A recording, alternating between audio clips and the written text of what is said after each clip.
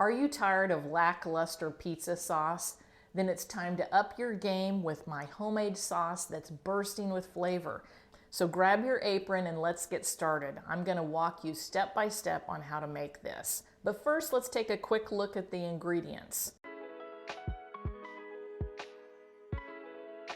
Got San Marzano tomatoes, olive oil, a little butter, salt, pepper, sugar, Italian seasoning blend, which, by the way, be sure and watch my short on how to make this yourself. You can do it. I'm sure you've got all the ingredients and it's super easy.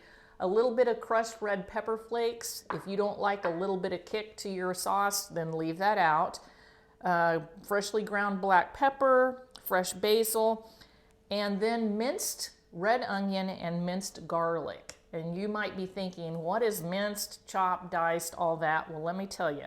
Minced is very, very finely chopped. Diced is equally sized, that's chopped into equal, all the same size pieces. And then chopped is items that are of similar size, but you don't have to be so diligent on getting everything exactly the same size. I use San Marzano tomatoes in my Italian dishes. Yes, I know they're more expensive, but I think it's worth it for the delicious flavor and the beautiful color. You just don't get that with other brands. And we're going to crush these if they're not already crushed. You may find that there's a sprig of basil in there, and that's okay. Leave it in there and go ahead and crush that up also. You could use a potato masher, you could use a handheld blender. I'm using my trusty pastry cutter here. And when you crush these up, we want it to have a little bit of texture to it. You don't want any big chunks in it, but yet you don't want it like tomato sauce or tomato, you don't want it like tomato juice. So be cautious of that as you're doing it. Heat 1 tablespoon of oil and the butter on medium heat until the butter is melted. Then you're going to mix in the minced onion, the Italian seasoning, the salt, the pepper, and the crushed red pepper if you're using it.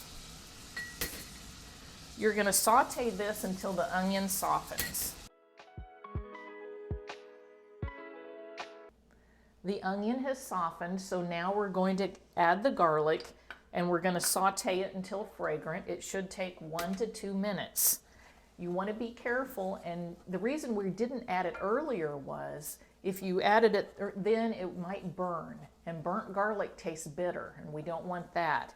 Adding it at this point will give a rich, deep flavor to our sauce that you'll love. Well, the garlic has been sauteed and smells fantastic. So now we're going to add in the crushed tomatoes along with the sugar. And you're going to want to simmer this. You're going to want to bring it to a simmer and then let it simmer for about 15 minutes, barely simmering. It'll just barely be bubbling.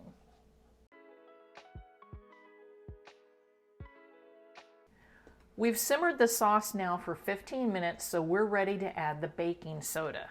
Stir that in, and when you do, you will notice that the sauce is going to get foamy and bubbly. That's because the baking soda is neutralizing the acidity of the tomatoes. It will result in a richer, thicker, more flavorful sauce.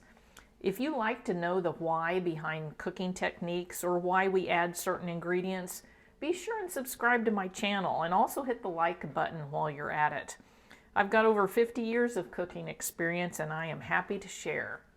So once you've added the baking soda, continue simmering on a low simmer, uncovered. Stir it every few minutes until the sauce has reduced and thickened.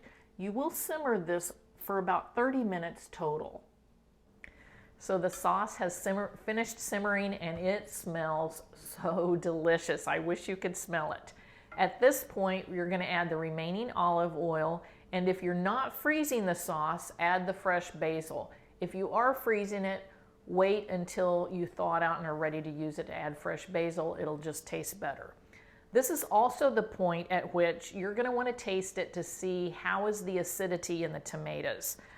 I added I tasted mine and added 1/4 extra teaspoon of sugar, and it made all the difference in the acidity, and it just gave it a delicious, perfect depth of flavor.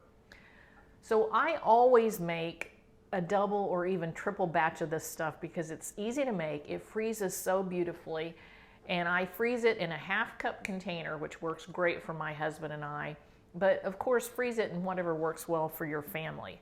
This stuff is delicious as a dip with frozen mozzarella sticks. You can bake them, of course, yourself.